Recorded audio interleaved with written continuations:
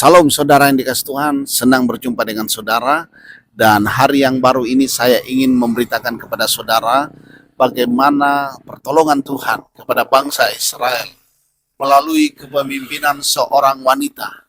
Ya, dalam Hakim-Hakim pasal 4 dan 5 kita akan melihat tokoh perempuan yang memimpin bangsa Israel merebut kemenangan.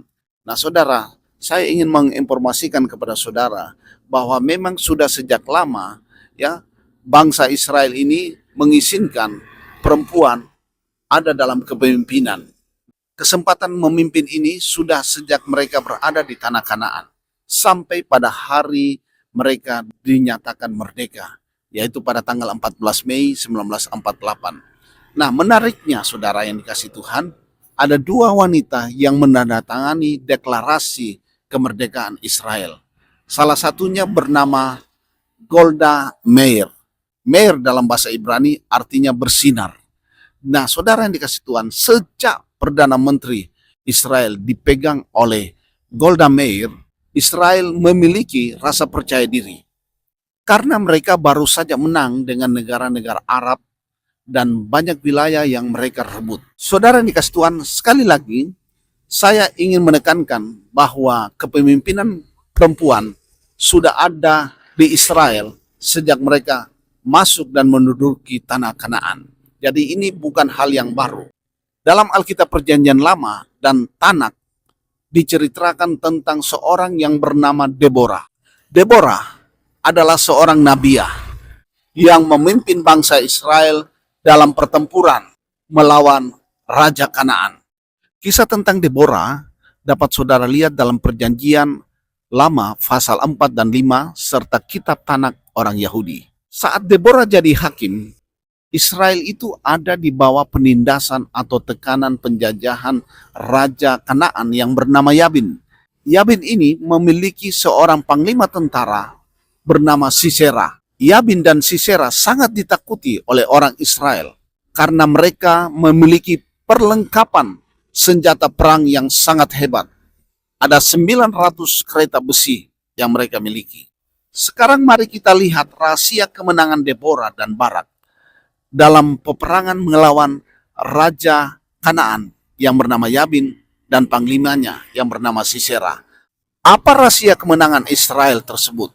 Saudara perhatikan, yang pertama, orang Israel berseru kepada Tuhan. Berseru di sini artinya memohon pertolongan.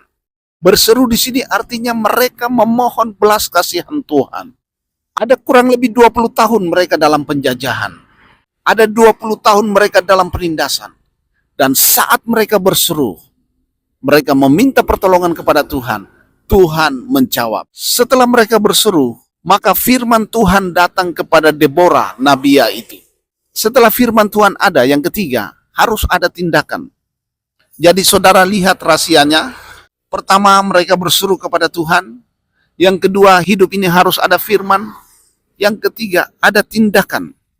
Nah, saudara yang dikasih Tuhan, tindakan mereka yaitu apa? Mereka bergerak ke Gunung Tabor sesuai perintah Tuhan. Apa yang terjadi dalam Hakim-Hakim pasal 4? Begitu didengar oleh Sisera bahwa Barak dan Deborah sudah berada di Gunung Tabor, maka Alkitab menceritakan Sisera dengan 900 kereta perangnya dan seluruh rakyat mengepung orang Israel yang ada di Gunung Tabor. Apa yang terjadi? Alkitab dengan jelas berkata, Tuhan yang berperang ganti orang Israel. Hakim-Hakim 4 ayat 14 berkata seperti ini, kita baca, bersiaplah, sebab inilah harinya Tuhan menyerahkan Sisera ke dalam tanganmu. Bukankah Tuhan telah maju di depan engkau?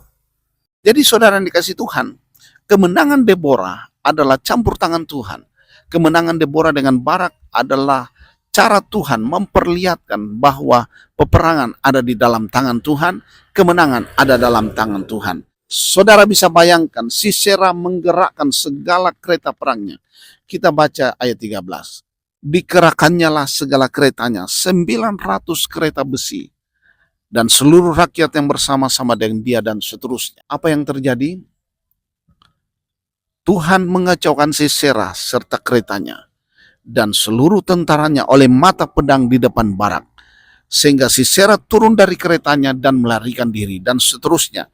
Saudara, akhirnya dalam peperangan ini Sisera mati, dibunuh oleh seorang perempuan yang bernama Yael, di mana kepalanya sampai dihujam dengan pasok, ya, dihantam kepalanya dan dia mati.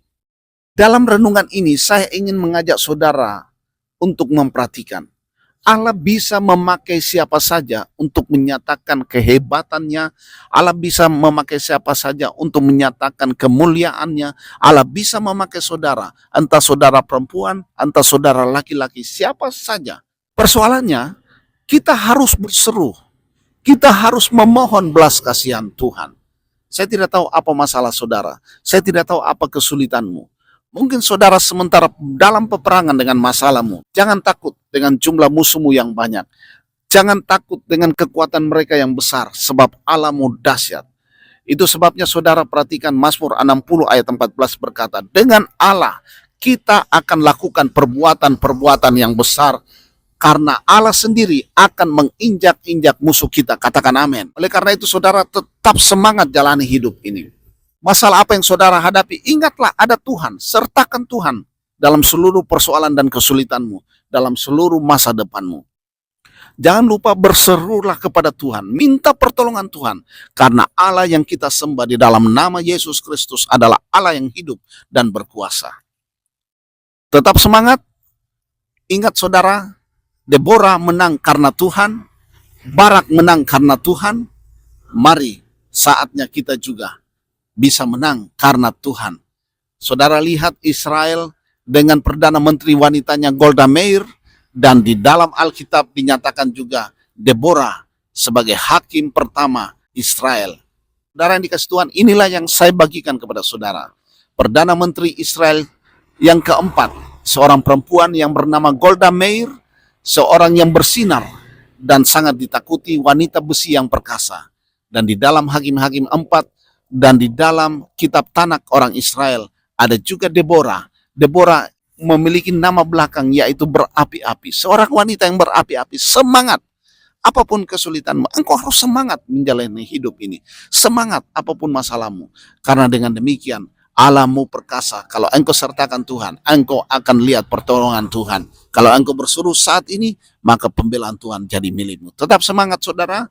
Tuhan Yesus memberkati saudara. Amin.